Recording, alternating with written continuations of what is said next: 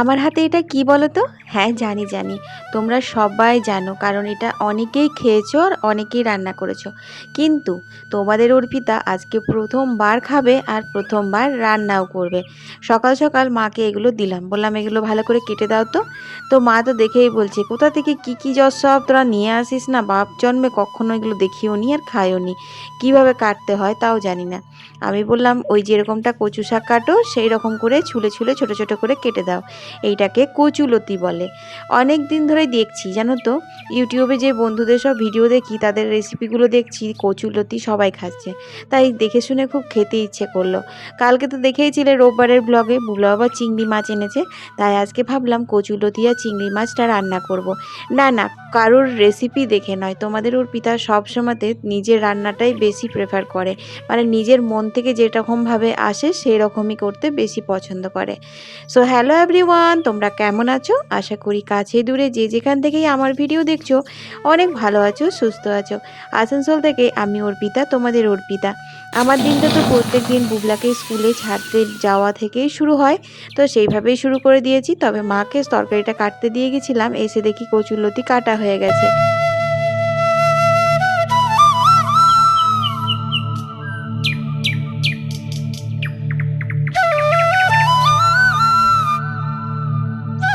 চট করে গুগল খুলে একবার দেখে নিলাম যে কচুরলতি সেদ্ধ করে জল ঝরিয়ে ফেলে কি না। দেখছি কেউ জল ঝরিয়ে ফেলছে আর কেউ জল ঝরিয়ে ফেলছে না। যেহেতু আমি কচু শাক কুটকুটি থাক আর না থাক সেদ্ধ করে নুন হলুদ দিয়ে জলটা ঝরিয়ে ফেলে দিই, সেই কারণে কচুরলতিও কিন্তু নুন আর হলুদ দিয়ে মাটির কড়াইয়ে বসিয়ে দিয়েছি সেদ্ধ হওয়ার জন্য। আসলে অ্যালুমিনিয়ামের কড়াই জানো তো, এই কচুরলতি বা কচু শাক সেদ্ধ করলে না, লতি তো কখনো সেদ্ধ করিনি, যাই হোক কচু শাকটা সেদ্ধ করে জল ঝরাবার জন্য যখন দিই সেদ্ধ হতে, তখন না কড়াইটা একদম কীরকম একটা কালার হয়ে যায়, মানে হলুদ হলুদ কালো কালো। আসলে কচু শাকে প্রচুর পরিমাণে আয়রন থাকে, আরও অনেক কিছু থাকে, সেগুলো তোমরা গুগল থেকে জানতে পারবে। তো সেই কারণে ভাবলাম আজকে মাটির কড়াইটাতেই সেদ্ধ করব। আর তোমরা তো জানো যে তোমাদের অর্পিতার মাটির গন্ধ ভীষণ ভালো লাগে। জানো তো, আজকে ভেবে রেখেছি একটা মাটির ছোট্ট মতন বাটি আনা হয়েছে, ওই বাটিটাতে করেই কিন্তু আজকে চিংড়ি মাছটা বাছবো, ধোবো, ভাজবো, কারণ ওই বাটিটাতে এত সুন্দর গন্ধ উঠছে মাটি মাটি, কী বলবো।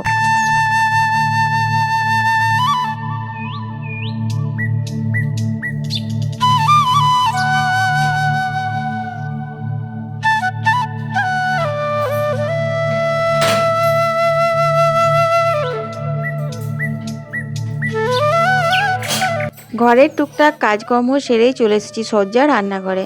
এদিকে ভাতের হাঁড়িতে জল বসিয়ে দিলাম, ভাতের চাল ফেলতে হবে। এদিকে দেখি কচুলতিও কিন্তু বেশ সেদ্ধ হয়ে গেছে, তবে সময়টা একটু লাগলো, মানে কচু শাকের থেকে একটু সময়টা বেশিই লেগেছে কচুলতি সেদ্ধ হতে। তবুও তো মাটির কড়াইটাতে করেছি। এই মাটির কড়াইটার কিন্তু একটা গুণ আছে জানো, এই মাটির কড়াইটা যখন গরম হয়ে যায় না, সেটা কিন্তু গ্যাস অফ করার পরও অনেকক্ষণ ফোটে জানো তো। তো সেই কারণের জন্যই। আর এই যে আমার মাটির বাটি, এর মধ্যে কিন্তু আমি আজকে চিংড়ি মাছ করব। জানো, এবার ভেবে রেখেছি মামাবাড়ি মাসির বাড়ি গেলে আরও কয়েকটা মাটির বাসন কিনে আনবো। ওদিকে না এখনও পর্যন্ত কেউ কেউ মাটির বাসন ব্যবহার করে, কারণ হাটে দেখেছি আমি কত রকমের মাটির বাসন ছিল। আসলে অত দূর থেকে ব্যাগ বোঝা করে নিয়ে আসবো ভারী জিনিসটা, সেই কারণে আলিশ করে আনিনি, শুধু মাটির কড়াইটা নিয়ে এসেছিলাম, কারণ মাটির কড়াইটা আমার ভীষণ কিউট লেগেছিল। আর বলতে পারো জীবনে প্রথমবার আমি অত বড় মাটির কড়াই দেখেছিলাম। ছোটোবেলায় যখন কালী পুজো হতো তখন আমাদের গ্রামে একজন আসতো প্রদীপ বিক্রি করতে মাটির, ও নিয়ে আসতো মাটির রান্নাবাটির সেট, জানো তো, মা আমাকে কিনে দিত। প্রত্যেক বছরই কিনে দিত, কিন্তু এক বছরের মাথায় টুকটাক টুকটাক করে ভেঙেও যেত, আবার তারপরের বছর আমি কিনতাম। তো তারই মধ্যে থাকতো ছোট ছোট মাটির হাঁড়ি, মাটির কলসি, কড়াই, খুন্তি, উনুন, সমস্ত বাসন যেন ছোট ছোট করে থাকতো মাটির। খুব ভালো লাগতো। আমি কিন্তু অনেক বড় পর্যন্ত পুতুল খেলেছি আর রান্নাবাটি খেলেছি জানো বন্ধুরা। তো যাই হোক, তোমাদের সাথে গল্প করতে করতে দেখো এখন আমি কলের জলটা নিয়ে নিচ্ছি।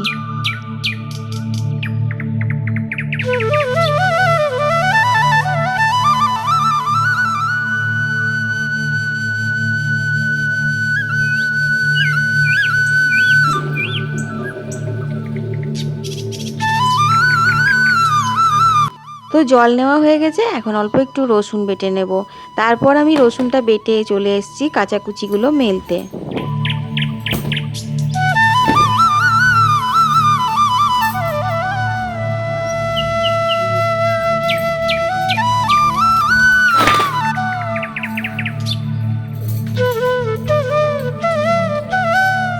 বন্ধুরা চলো তোমাদের কয়েকটা সুন্দর সুন্দর কমেন্টের উত্তর দিয়ে দিই। পূর্ব মেদিনীপুর থেকে শিউলি দাস লিখেছে, অর্পিতা তোমার ভিডিও দেখতে খুব ভালো লাগে, তোমাদের কত বড় উঠোন গো, আমার খুব ভালো লাগে এরকম খোলামেলা উঠোন। থ্যাংক ইউ দিদি ভাই, এত সুন্দর আমাকে মনোবল বাড়ানোর জন্য আর আমার এই উঠোনটাকে তোমার ভালো লাগার জন্য। আসলে কি জানো, অর্ধেকটা না সিমেন্ট করা আছে আর এই অর্ধেকটা ঘাস আছে। এমনি সময় ভালোই লাগে, যেমন ধরো শীতকালে আমার ওই যে লক্ষ্মী উনুনটা দেখতে পাচ্ছ ঢাকা দেওয়া আছে, ওই যে কালো মতো দেখা যাচ্ছে একটা টিনের ইয়ে। এখন যে ওর ভেতরে উনুনটা আদৌ আছে কি না আমি নিজেও জানি না। যাই হোক, বর্ষার আগেই ঢাকা চাপা দিয়ে দিয়েছিলাম, তো সেখানটাতে রান্না করি, তখন এখানে উঠোনে বসে খাওয়া দাওয়া হয়, খুব ভালো লাগে। কিন্তু এই বর্ষাকালটাতে না একটু অসুবিধে লাগে গো, কারণ ঘাস টাসগুলো অনেক বেশি হয়ে যায়। তাও তো বুগলার বাবা রেগুলার পরিষ্কার করতেই থাকে, এই আর কি। এর পরের কমেন্টটি হচ্ছে পূজা চ্যাটার্জি লিখেছে, দিদি ভাই তোমার ভিডিও আমি দেখি বাঁকুড়া থেকে, তোমার ভিডিও দেখতে খুব ভালো লাগে আর তোমার রান্না বান্নাগুলো খুব ভালো লাগে, তুমি এপার বাংলা না ওপার বাংলা গো। আসলে কি জানো তো পূজা, তুমি হয়তো আমার নতুন ভিউয়ার্স, তাই তুমি জানো না। এই কথাটা কিন্তু আমি অনেককেই বলেছি, আমি কিন্তু ঘটি বাড়ির মেয়ে আর ঘটি বাড়ির বউ। কিন্তু আমার বর মশাই খেতে ভীষণ পছন্দ করে, আর নতুন নতুন রান্না করা আর নতুন নতুন রান্না খাওয়া আমারও একটু শখ হয়ে গেছে এখন। তো সেই কারণে এই ধরনের রান্নাবান্নাগুলো আমি করতেই থাকি। তো দেখো বন্ধুরা, এখানে আমি সব রকম গুছিয়ে নিয়েছি, আমার নিরামিষ রান্না হয়ে গেছে। এখানে পেঁয়াজ লঙ্কা কেটেছি, চিংড়ি মাছ ধুয়ে নুন হলুদ মাখিয়ে নিয়েছি, আদা রসুন পেস্ট করেছি, কচু লতিও কিন্তু সেদ্ধ করে জল ঝরিয়ে নিয়েছি। তো চলো এবার রান্নাটা করা যাক। সবথেকে প্রথমে কিন্তু আমি চিংড়ি মাছটা ভালো করে ভেজে তুলে নেব, তারপর রান্নাটা করব।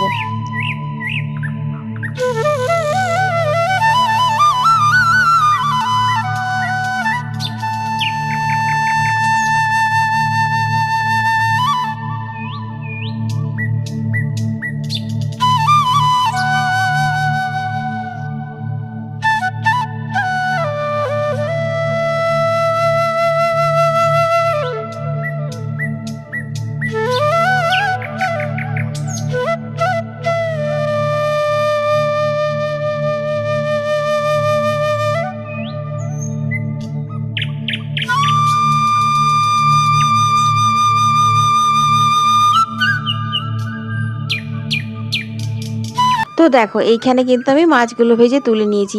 জানো বন্ধুরা, এই নতুন যে সরাটার মধ্যে আমি মাছগুলো ভেজে তুলেছি না, তো চিংড়ি মাছের সাথে মাটির গন্ধটা মিশে আমার সারা রান্নাঘর যেন একদম মোমো করছে। তাই না ঢাকা দিয়ে দিলাম, যাতে এই মাটির গন্ধটা চিংড়ি মাছের মধ্যেও অ্যাবজর্ব করে নেয়। সত্যি চিংড়ি মাছ তো আমি অনেকবার রান্না করেছি, আমার রান্নাঘরে চিংড়ি মাছ প্রায় দিনই রান্না হয়, তোমরা দেখেছো। কিন্তু এই মাটির সরাতে ওই গরম গরম চিংড়ি মাছ ভাজাটা তোলার জন্য একটা আলাদা লেভেলের সেন্ট উঠছে। তো দেখো এখানে কিন্তু আমি কালো জিরে ফোড়ন দিয়েছিলাম তেলের ওপর, তারপর পেঁয়াজ রসুন আদা সমস্ত কিছু ভেজে নিয়েছি, তারপর কচুলতি সেদ্ধ করাটা দিয়ে দিলাম, ওইটা দিয়েও কিন্তু ভালো করে ভেজে নিচ্ছি। আর অনেকগুলো কিন্তু কাঁচা লঙ্কা দিয়েছি, কারণ হচ্ছে এই রান্নাটা আমি পুরোপুরি কাঁচা লঙ্কার ঝালেই করব। তারপর দিয়ে দিলাম স্বাদ মতো নুন হলুদ, আর এরপর দিয়ে দিলাম ভেজে রাখা চিংড়ি মাছটাও।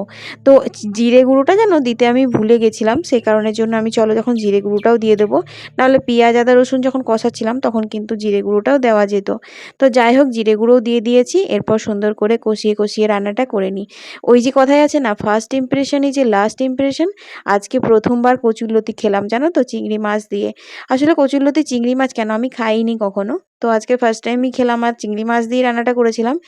সেই লাগছিল বন্ধুরা, সেই মানে তোমাদের অর্পিতার রান্নাঘরে কচুরলতি পাস হয়ে গেছে, বুঝতেই পারছো। এবার মাঝের মধ্যে কচুরলতি নিয়ে এক্সপেরিমেন্ট চলতেই থাকবে।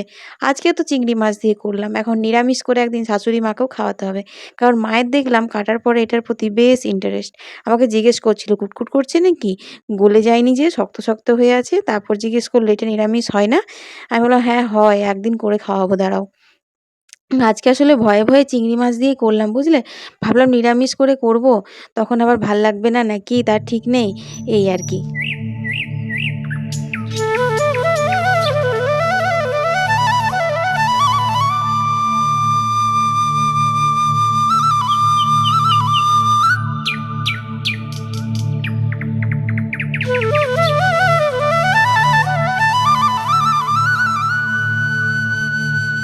তো চান টান করে আমি এখন বুবলাকে স্কুল থেকে নিতে এসেছি।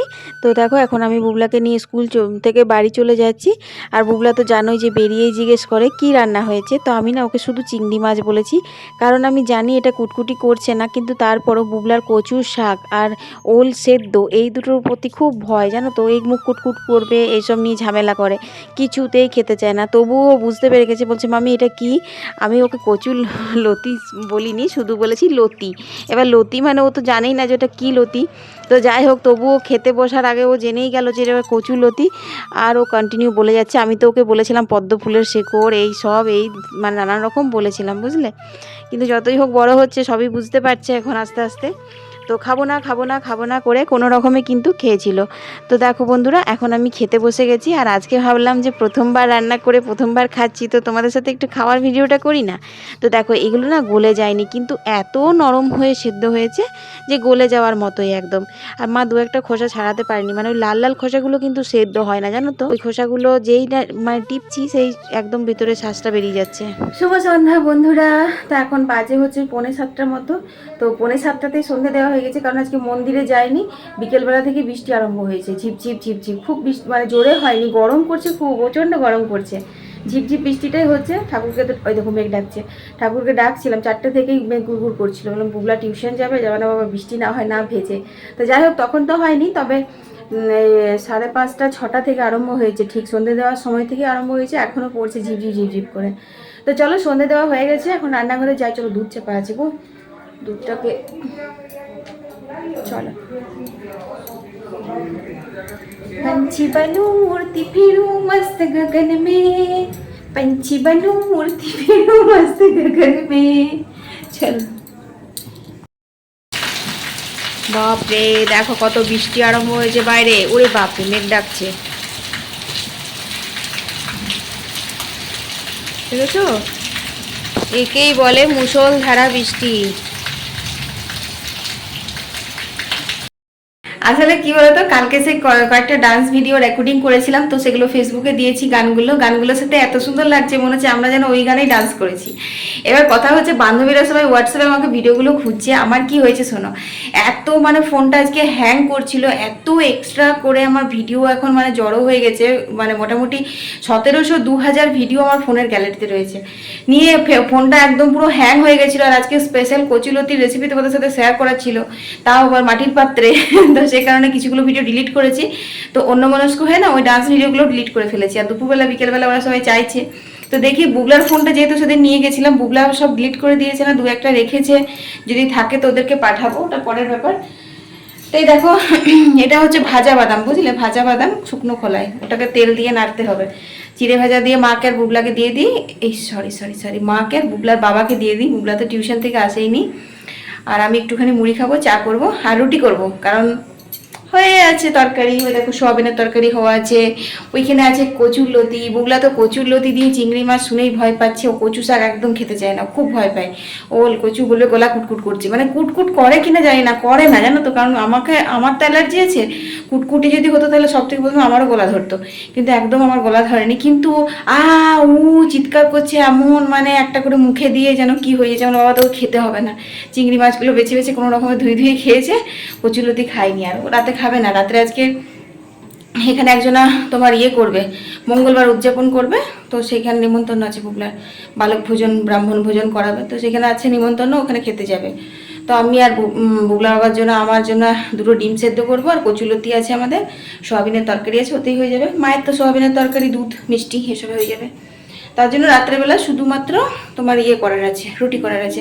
তো চলো, তোমাদের সাথে অনেক গল্প করে নিলাম, আজকের ভিডিওটা এখানেই শেষ করে দিচ্ছি। সবাই ভালো থেকো, সুস্থ থেকো, কাল আবার দেখা হচ্ছে, টাটা।